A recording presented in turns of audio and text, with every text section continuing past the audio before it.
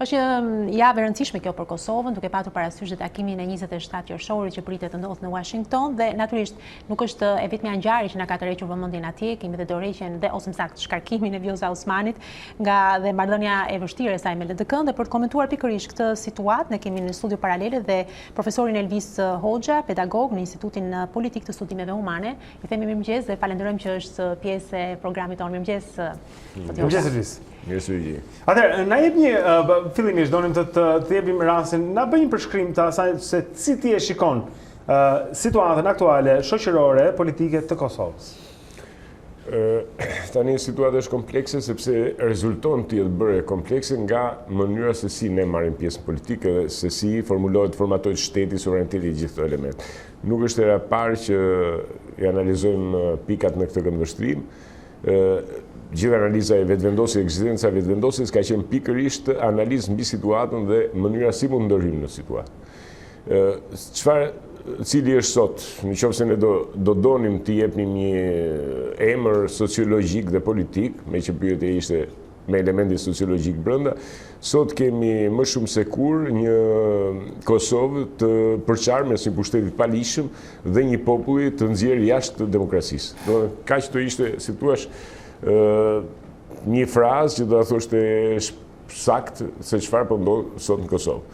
Atëherë si është kjo qeveri e palishme, se sot mund t'i lexojmë ngjarjet, ti post lexojmë në një farë mënyrë, e kuptojmë menjëherë që gjithë ajo analiza që ishte me elementet e një LDK-je që ndërhynte që në fillim të thoshte sa të mbaroj Covidi ne do largohemi nga qeveria, të gjitha këto ishin vetëm një premis. Duhet ndërtuar një qeveri e palishme dhe një president antikushtetues. Do thotë, president antikushtetues e kishim, duhet vetëm një qeveri e palishme, e cila ta prezantonte Kosovën në dialog, në një marrëveshje, në dialog urgjent që duhet mbyllej me një marrëveshje vërtet shumë të shpejtë.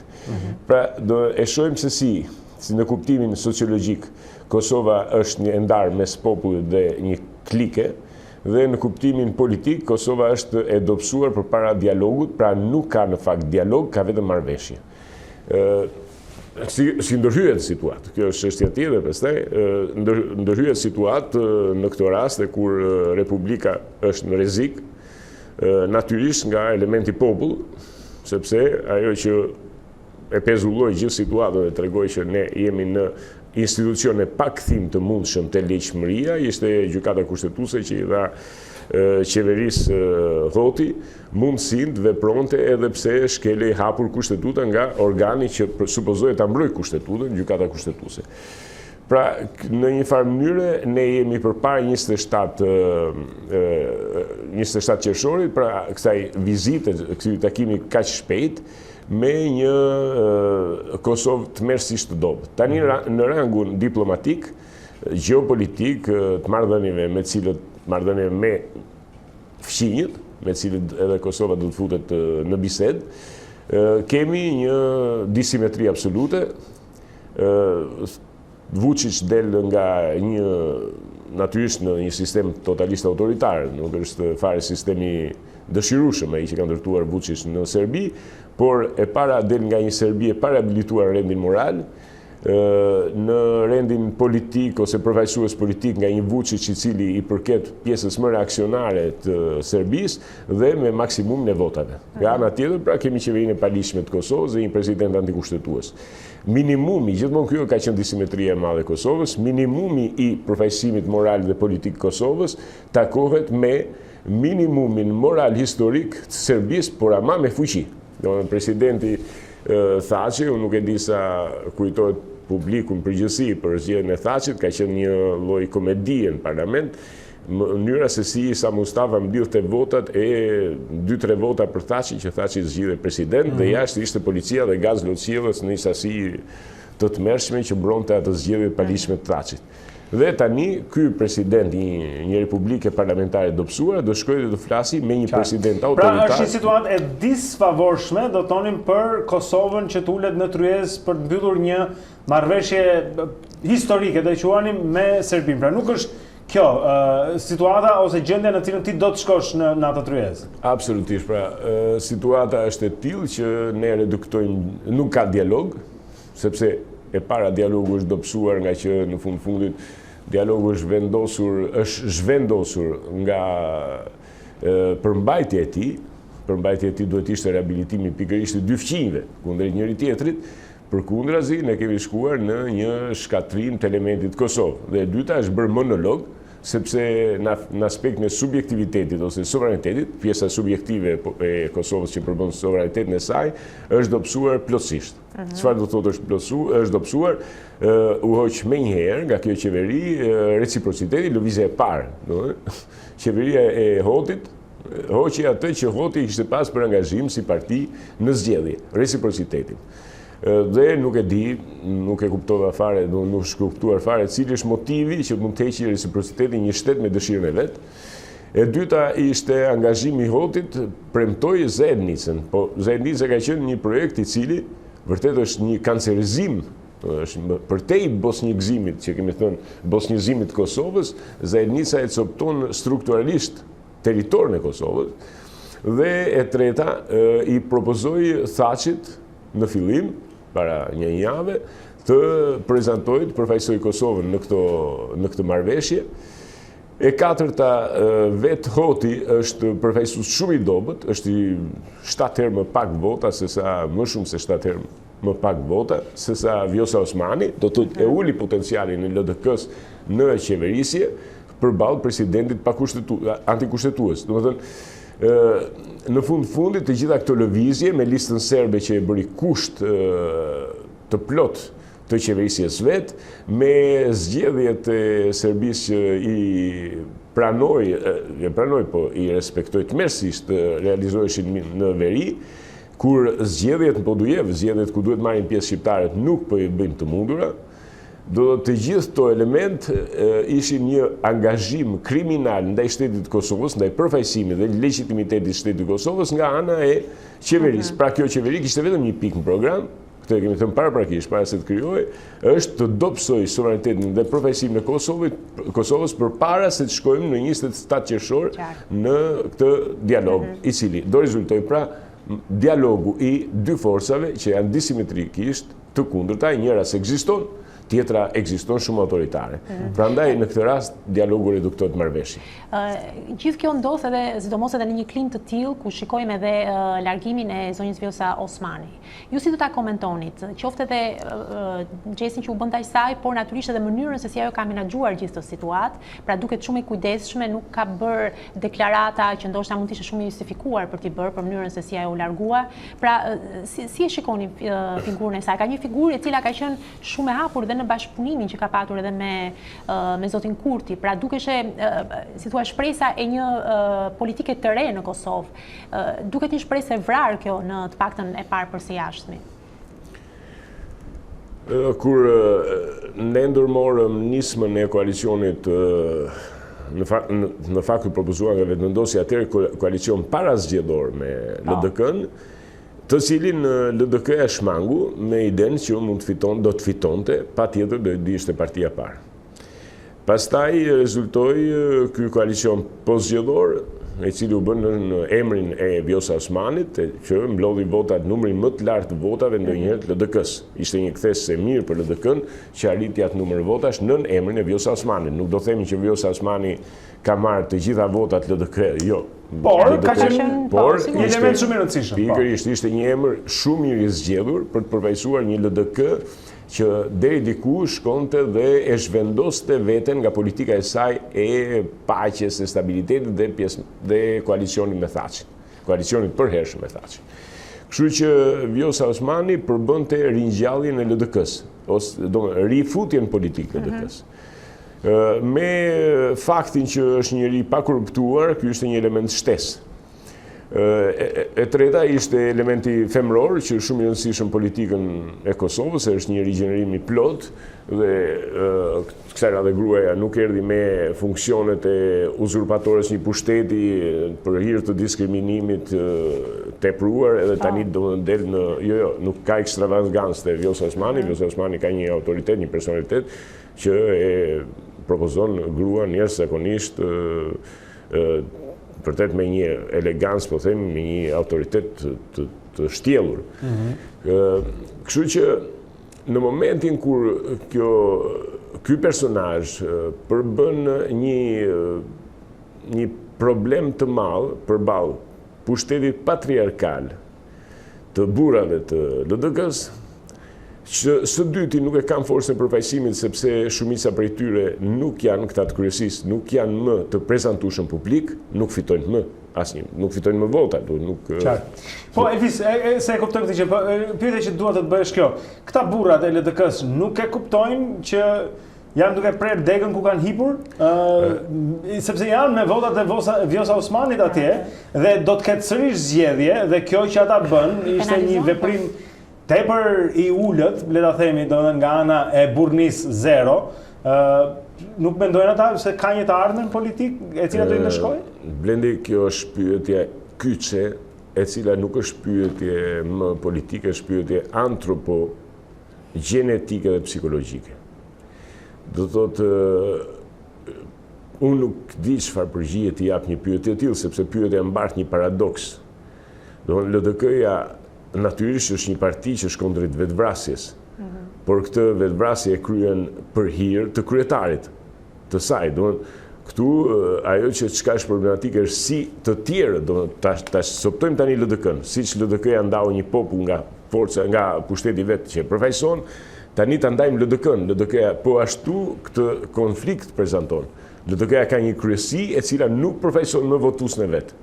Dhe kryesia është vendosur në dispozicion të kryetarit, jo të votuesit. Kjo çarje e madhe, sociologjike e Kosovës, pra është sot brenda LDK-s. Kështu që nuk ka më interes për Isa Mustafën ekziston LDK-ja apo jo. Nuk ka më interes ekziston lugovizmi apo jo. Këtu ne jemi në gradën zero të politikës sepse flasim për biznese. Isa Mustafa, Agim Veliu, do mbrojnë biznese, nuk këtu s'bëhet më fjalë të mbrojnë një përfaqësim të ardhshëm në politikë. Ata duhen të mbrojnë vetëm një garanci të ardhshme të bizneseve. Dhe kjo është loja fundit, shansi fundit që kanë. Në zgjedhjet e para që do të vinë, ndëshkimi do të jetë i tillë sa unë nuk e kam mirë parasysh si mendojnë këta njerëz që po garantojnë pushtetet e tyre financiare dhe biznesore. Këtë nuk e di. Por që natyrisht ata pushesin sovranitetin e Kosovës për sovranitetin e biznesit tyre personal, kjo nuk diskutohet. Pra, këtë ka të mirë Kosova. Kosova na vendos përpara paradokseve të tilla, na i hap, na i nxjerr përpara syve dhe tani duhet marrë një vendim. Kurse në Shqipëri nuk është kjo situatë. Elis, ka shumë nga ata duke parë edhe natyrisht Vjosa Osmanin, por duke parë edhe një lloj alkimie që politikisht flasim që pati edhe me vetvendosjen. Do t'ishte e justifikuar nëse dikush do ta mendonte Vjosa Osmanin pranë në krah të vetvendosjes? Ju jeni të hapur nëse kjo gjë mund të ndodhte edhe pse duket pak e vështirë, por që gjithsesi ka zëra që e shikojnë të mundur ose do donin që të ndodhte ky skenar. Ose mund të niste një lëvizje të sajën, po themi që mund të ishte aleate në zgjedhjet e ardhshme me vetvendosjen. Si e shikon? Po. Përkundër opinionit që ka qenë gjithmonë si sektare lëvizja vetvendosje, ne kemi pranuar shumë njerëz, kemi pranuar, kanë shkuar, sepse lëvizje kemi qenë dhe lëvizje jemi, nuk kemi parti, nuk kemi ndërmarrje tashmë e stabilizuar politik. Kështu që nuk mund t'i themi askujt që bashkohet me ne jo, në mënyrë automatike. Dakor, varet nga personazhi gjithmonë sa dëm ka bërë, por kemi qenë gjithmonë mikpritës. Por në rastin e Vjosa Osmanit, zonja Osmani në fundit brenda LDK-s përfaqëson ende diçka që mund të ekzistojnë në LDK. Do thotë, nëse ka njeri i cili mund ta zotrojë sot të vërtetë në LDK-s, të vërtetën tradicionale, supozojmë se është parti tradicionale, këtë marrim nga pozitat e njeriu i cili mendon se ka rrugovizëm për shembull, LDK-ja ka vend në politikë sepse ekziston rrugovizmi. Atëherë Vjosa Osmani pikën më të rëndësishme do të kishte të ndërtonte pikërisht një lëvizje që e shpreh këtë ekzistencë tradicionale në politikën e Kosovës. Jemi ne, thash, mikpritës edhe diskutohet për është një person i cili propozon një vërtetësim politik. Pastaj janë qëndrimet politike, majtas, djathtas, këto gjithmonë. Këto ndonjëherë janë dhe ekonomike dhe janë për të shqyrtuar rrugës, po flasim që në thelbin parimor, moral të gjës është një person i pranueshëm, pra që ju e shikoni se do të ishte një partner i mundshëm, pse jo. Më lejo të kthehemi pak në kohë. Ishte një kohë kur gëzuam, realisht gëzuam për për Kosovën, mënyra se si u kryen zgjedhjet atje, na mërziti pak zgjatja pafund deri në marrjen e mandatit. Megjithatë zoti Kurti ishte kryeministri i votuar i Kosovës, qartazi i dëshiruar i popullit atje dhe nuk është më. Nuk mendoj se Albini kishte këto llogari. Ku nuk i dolën llogarit, sipas jush, ku kishte një lëvizje të gabuar, nëse kishte, siç mendoni ju, po duke supozuar që ai do donte të ishte ende duke drejtuar vendin dhe s'është. Unë nuk besoj që, po ta nisim nga fundi, nuk besoj që në fakt, jo s'besoj, po jam i bindur krejt për të kundërtën që Albin Kurti është në fundit sot bërësi i politikës në Kosovë. Është çështje datash kur vjen përsëri dhe me çfarë force vjen. Natyrisht që sepse është e mundshmja e Kosovës Albin Kurti. E rëndësishme në Kosovë, e rëndësishme në një vend është të hyjë në pushtet ai që bën politikën të mundshme. Kaq. Dhe i vetmi njeri i cili në treva shqiptare madje e bën politikën të mundshme është Albin Kurti dhe është lëvizje vendosur. Po data 27 qershor, kjo është problemi. Ku ishte gabimi? Ju thoni ku ishte gabimi. Unë prandaj thash, LDK-ja e kishte program të vërtet çarjen e qeverisë koalicione. Do të thotë atë koalicion që e bëri sepse masa e njerëzve që kishte votuar LDK-n dhe masa e njerëzve që kishte votuar vetëvendosin kërkonin me detyrim një riorganizim qeveritar të kësaj mase votash. Dhe këtë e shihnin me LDK-n. Ndoshta mund të themi kemi bërë një gabim. Kemi menduar se ndoshta Isa Mustafa ka kuptuar diçka nga rendi politik, atë që po thoshim përpara. Por rezultoi që Isa Mustafa nuk mund shkëputet nga Thaçi, që lidhjet e tyre, të cilat janë parapolitike, të cilat janë vërtet rendit ilegal, do dilnin në pa detyrimisht. Në aspektin ndërkombëtar, po flasim për një situatë disi speciale, pra ne nuk kemi njeri, nuk mund na thotë sot në botë askush për Grenellin, që është figurë serioze. Pra na vun përballë një figurë serioze që Se çfarë nuk ju brin tek Grenell? Çfarë ka që nuk e shikoni figurë serioze? Po nuk shkon sepse nuk mund të drejtohet një ambasador në Gjermani, ambasadori i Amerikës, një përfaqësues për dialogun Kosovë-Serbi, nuk mund t'i thotë kryeministrit i shtetit bëje tani. Shkojmë në pozita të një jo kolonializmi, as do të thënë deri në racizëm, do të thotë presupozon ky njeri që kryeministri i Kosovës nuk ka mendim, që nuk ka të drejtë të mendojë, që nuk ka të drejtë të respektojë programin me cilin është ka votuar zgjedhësi. Do të thotë racizmi nuk shkonte ndaj Albin Kurtit. Shkonte në relacionin që një pushtetar i Kosovës vendos me një votuesin e vet. Dhe nëse themelohet kjo kulturë, që është themeluar dhe po thoni që arroganca e zotit Grenell ishte e papranueshme. Arroganca ajo ishte absolutisht e papranueshme nëse Albin Kurti do thoshte për hir të qëndrimit të tij në pushtet. Po, unë jam dakord me çfarë do që thotë zoti Grenell, në fundit Albin Kurti do bënte politikën që ka bërë Amush Haradinaj, që ka bërë Isa Mustafa. Për të sqaruar diçka këtu Elvis, sepse ne e dim që amerikanët janë të rëndësishëm në historinë e Kosovës për gjithçka që s'kemi pse të hyjmë. Po mendoni ju që Grenelli është një përfaqësues tipik i Shtetet Bashkuara dhe të interesave të Shtetet Bashkuara? Pra, shkojmë tani te shkallëzimi i tretë i çarjes. Çarja e parë pra ishte populli nga përfaqësuesit e vet, çarja e dytë ishte LDK-ja e coptuar mes votuesit dhe kryesisë, tani është mes Amerikës dhe përfaqësuesve të vet. Do të po ta vini re, historikisht Kosova është një treva jonë më e rëndësishme në aspektin politik dhe gjeopolitik, sepse është e vetmja që e çan politikën stabil, ose më mirë, po themi stabilitetin, rudimentaritetin e politikës në botë. Kosova është vërtet një vend i mrekullueshëm në këtë aspekt. Dhe në 3 gradë sot Kosova ka çarë veten brenda, duke krijuar situatë kontradiktën e madhe, kundërthënie e madhe mes politikës vërtet dhe palishmërisë, e ka shkatruar subjektin tradicional. Pikërisht mes tradicionales që mund të kishte dhe kryesisë që ka, dhe ka çarë politikën amerikane mes një Grenelli atipik, një presidenti atipik, dhe nga ana tjetër gjithë politikës amerikane për 20 vjet që ka qenë mirëmbajtja e Kosovës. Do thotë, nuk diskutohet fare që Amerika është aleati, jo aleati, se kjo është disi, këto parametrat janë gabim të ne, se ne zgjedhim fjalët e gabuara. aleanca presupozon disi barazi. Amerika ka qenë, Shtetet e Bashkuara kanë qenë garantuesi i madh i Kosovës në ekzistencën e vet politike, administrative dhe ushtarake. Kjo është shumë e rëndësishme. Pra nuk janë aleat. Dhe në këtë suaz, e kuptojmë, po. Po në këtë suaz. Tjetër marrëdhënie, po. Nuk kjo Amerikë s'është më e njëjta. Në qartë. Do të thotë Clinton, Bushi, Albrighti janë gjithë emra të cilët kanë bërë politikën Po më dhe të ne kemi madhe. dëgjuar kritika ndaj zotit Grenell që vinë edhe nga administratat të shkuara amerikane apo njohës, po themi, të gjeopolitikës që kanë kontribuar në deri vonë. Pra, Jo, kjo ka rëndësi, pra, Kosova është flutra që e bën uraganin. Sa që ka bërë përballë dhe Shtetet e Bashkuara me Bashkimin Evropian. Dhe bën ciklonin në qendrat më të mëdha të pushtetit. Më falni se s'dëgjoj.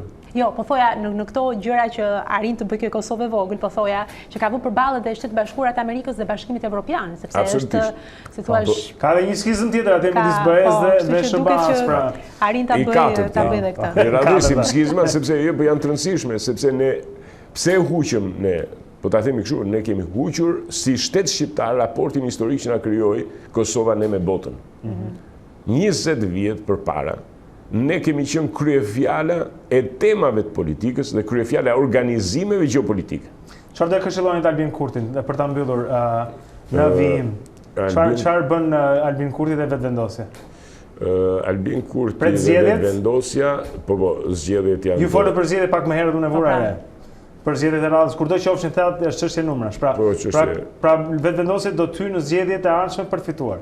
Absolutisht, kjo nuk diskutohet sepse ne kemi, si thua, e vërteta jonë është punuar në 20 vjet, jo sot. Në 15 vjet si vetvendosje, po është e vërteta pas çlirimit.